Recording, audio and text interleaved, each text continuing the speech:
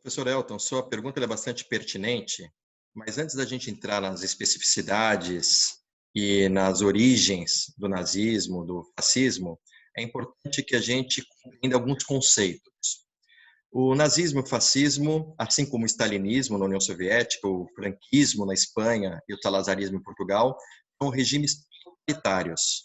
Um regime é o modo como o governo se comporta nas diferentes formas de governo. Ou seja, é possível a gente ter um regime totalitário, uma forma de governo republicana, assim como é possível a gente ter um regime democrático e uma forma de governo monárquico. Muitas vezes a gente associa, né, até pela tradição, os modelos, as formas de governo republicana à democracia, assim como a gente associa as monarquias ao absolutismo, ao autoritarismo. Mas a história nos mostra que não foi sempre assim. Outra coisa que é importante a gente perceber é que os regimes totalitários não escolhem espectro. Ou seja, é possível a gente ter um regime totalitário em um sistema de governo de extrema direita, assim como é possível a gente ter um regime totalitário em extrema esquerda, representado aí sobretudo ao stalinismo na União Soviética. É importante também a gente compreender que o stalinismo é uma forma de governo totalitária e que não pode ser confundido ao comunismo, que é uma outra forma, um outro sistema de governo. A gente gosta de definir, como historiadores, esses diferentes conceitos, porque é muito comum a gente perceber hoje as generalizações. E toda generalização, ela esvazia o debate, ela não permite levar uma discussão adiante na medida em que você coloca todos esses conceitos, mistura no mesmo balaio, né, causando aí, então, uma deturpação dos termos, dos conceitos, generalizando e confundindo, né, a pessoa que é o ouvinte. Uma vez que a gente conceitue esses regimes totalitários, tanto de direita, de extrema direita, eles são regimes extremistas na sua natureza, quanto de extrema esquerda, é importante que a gente perceba algumas características comuns.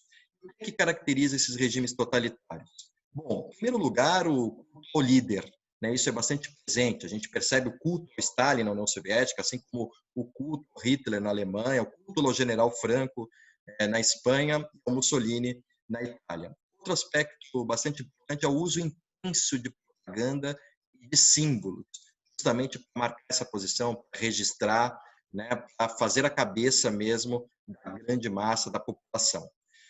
Um forte militarismo presente, também é uma característica dos regimes totalitários, a perseguição sistemática aos opositores políticos, a censura à imprensa, tudo isso são características. Vocês podem até perguntar, mas essas características dos regimes totalitários são características de ditaduras ou de regimes autoritários? Sim, sem dúvida. São características presentes porque o totalitarismo é uma forma autoritária ditatorial de se governar. Mas tem algo a mais, uma característica que o diferencia. E essa característica que o diferencia é o controle total na vida do cidadão. Quando a gente fala controle total na vida do cidadão, é o controle tanto no âmbito público quanto no âmbito privado. Né? A partir daí a gente entende a singularidade, né, desculpe, a eliminação da singularidade nesses regimes. Ou seja, não importa mais o individualismo, é tudo pelo coletivo, né? Esse corpo que compõe o Estado, e a gente percebe isso na frase do Benito Mussolini, quando ele diz que é tudo dentro do Estado, nada fora do Estado, né? Não importa mais como o indivíduo pensa, é importante que ele haja e pense de acordo com o coletivo, de acordo com o que o regime pega, né? E o uso que eles fazem para poder ampliar e construir essa totalidade é o uso do medo, né? Sem dúvida, o medo daquela situação que estava vigente e do que pode acontecer aos opositores.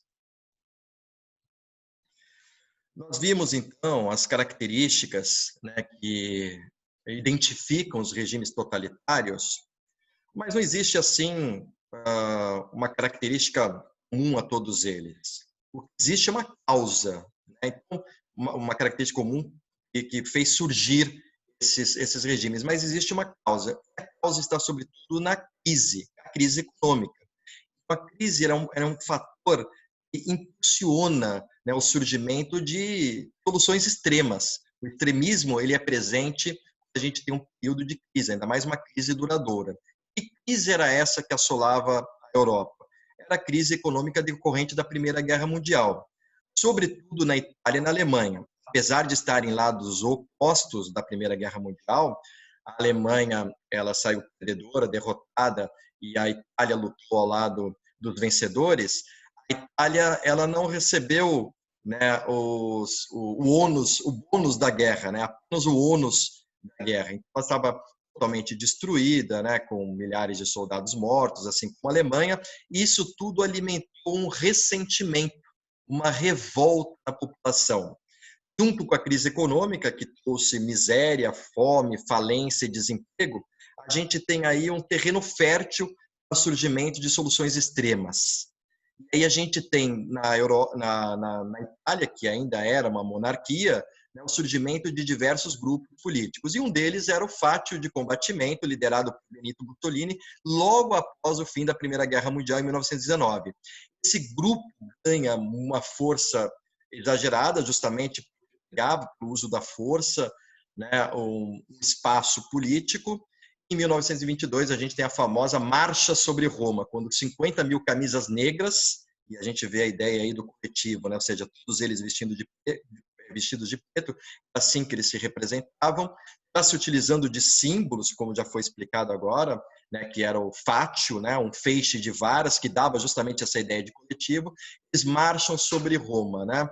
Como havia muito apoio popular a este movimento, a gente está falando de 50 mil pessoas, inclusive a própria polícia, né, como fazia uso também de um forte militarismo, ele atraía a atenção, a adesão da polícia, das forças militares. O Benito Mussolini, então, pressiona, né, o governo, e o Vittorio Emanuele III, que era o rei da Itália, convida então, Mussolini a liderar o parlamento italiano. E a partir daí a gente tem, né, o surgimento da ditadura e, finalmente, do totalitarismo na Itália. Esse totalitarismo italiano ele vai se espalhar, vai contagiar aí outros líderes. Então, o nazismo na Alemanha, assim como o franquismo na Espanha, o salazarismo em Portugal, eles vão, a gente diz que vai beber nessa fonte, ou seja, vai se inspirar nos ideais de Mussolini. No caso da Alemanha, especificamente, que a gente fala em nazismo ou nazifascismo, a gente tem um ingrediente a mais, ou seja, a perseguição sistemática e o extermínio sistemático aos judeus. Os judeus considerados aí o inimigo número 1 da nação, né, considerado uma sub-raça, né, não fazia parte daquela nação, daquela grande nação alemã, e o Hitler, né, um dos ideais nazistas era justamente a ideia de superioridade de raça. Ele passa então a perseguir e exterminar aqueles que não faziam parte da raça ariana, da raça pura. Então, por isso que a gente diz que o nazismo é uma derivação do fascismo, né? É o nazifascismo. Então, essas são as origens desses regimes totalitários. É importante a gente entender esse aspecto da crise econômica, na busca de soluções milagrosas, de uma outra via fora da democracia, fora, né, de um regime democrático, para buscar uma solução que fosse duradoura e eficaz. Espero ter correspondido aí a pergunta e muito obrigado pela participação.